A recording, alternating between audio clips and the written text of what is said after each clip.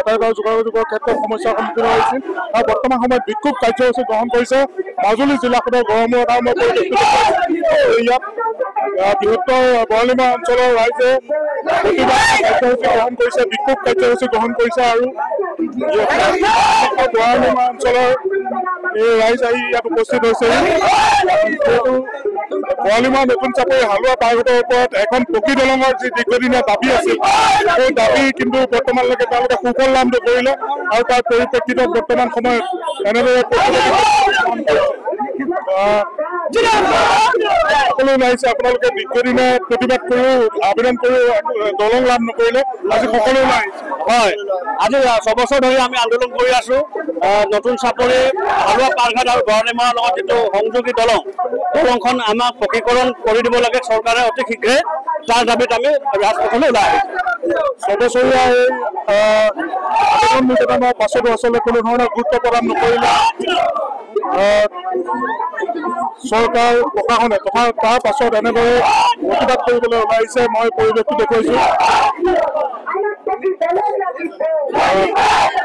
দলং বিচাৰি আপোনালোকে 6 বছৰে প্ৰতিবাদ কৰি আহিছে, কিন্তু আজিও দলং লাভ নকৰিলে।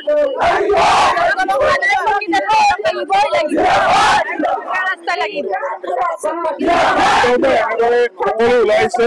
এই বৃহত্তৰ বৰালিমৰা অঞ্চলৰ ছাত্ৰ ছাত্ৰী, আবাল বৃদ্ধ বনিতা সকলো ওলাই আহি এনেদৰে মাজুলী জিলাখনৰ গড়মূৰত প্ৰতিবাদী কাৰ্যসূচী গ্ৰহণ কৰিছে, বিক্ষোভ কাৰ্যসূচী গ্ৰহণ কৰিছে।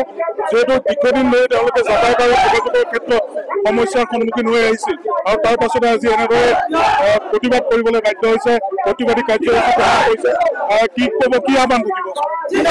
আজি আমি বৃহত্তৰ বৰালিমৰা যুৱ ছাত্ৰ মহিলা সংগ্ৰাম সমিতিৰ পক্ষৰ পৰা আপোনালোকে জানে এই চৰকাৰখনে যথেষ্ট উন্নয়নৰ কথা কৈছে, কিন্তু আমি লক্ষ্য কৰিলো আমাৰ জিলা উপায়ুক্ত কাৰ্যালয়ৰ পৰা মাত্ৰ 8 লুইত খাবল অঞ্চলৰ বৰালিমৰা গাঁৱে আজি পৰ্যন্ত এখন পকী দলঙৰ সুবিধা হোৱা নাই আৰু গাঁৱৰ মাজেদি যোৱা ৰাস্তাটো এই স্বাধীনতাৰ 77 বছৰ পিছতো সম্পূৰ্ণ হোৱা। আমাৰ দাবী অতি শীঘ্ৰে এই আদৰ হৈ থকা পথটো নিৰ্মাণ কৰিব লাগে আৰু যি চৰকাৰে প্ৰতিশ্ৰুতি দিছিল আজিৰ পৰা 6 বছৰ আগত যে এই পকী দলঙৰ নিৰ্মাণ হ'ব, এই দাবীত আজি আমি ওলাই আহিছোঁ।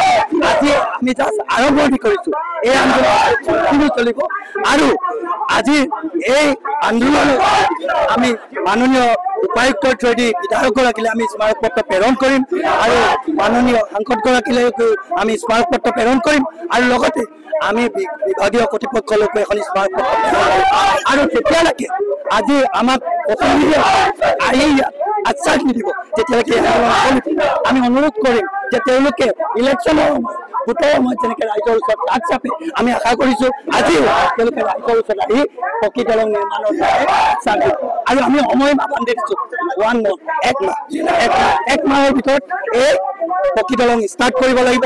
আমি গম পাওঁ বাৰিষাৰ সময়, তথাপিও কিছু যি টেকনলজিৰ যুগ তাৰ টেকনলজি ইউজ কৰি এমাহৰ ভিতৰত কাম আৰম্ভ কৰিব। নিশ্চিতভাৱে আচলতে দীৰ্ঘদিনীয়া দাবী আৰু দীৰ্ঘদিনীয়া দাবীৰ পাছত চৰকাৰ প্ৰশাসন বিভাগে কোনো ধৰণৰ গুৰুত্ব আৰোপ নকৰিলে, তেওঁলোকে আবেদন নিবেদন কৰি অহা স্বত্বেও বহু অনুৰোধ জনাই অহা স্বত্বেও কোনো গুৰুত্ব আৰোপ নকৰিলে। তাৰ পৰিপ্ৰেক্ষিতত আজি বৃহত্তৰ বৰালিমৰা অঞ্চলৰ ৰাইজ ওলাই আহিছে।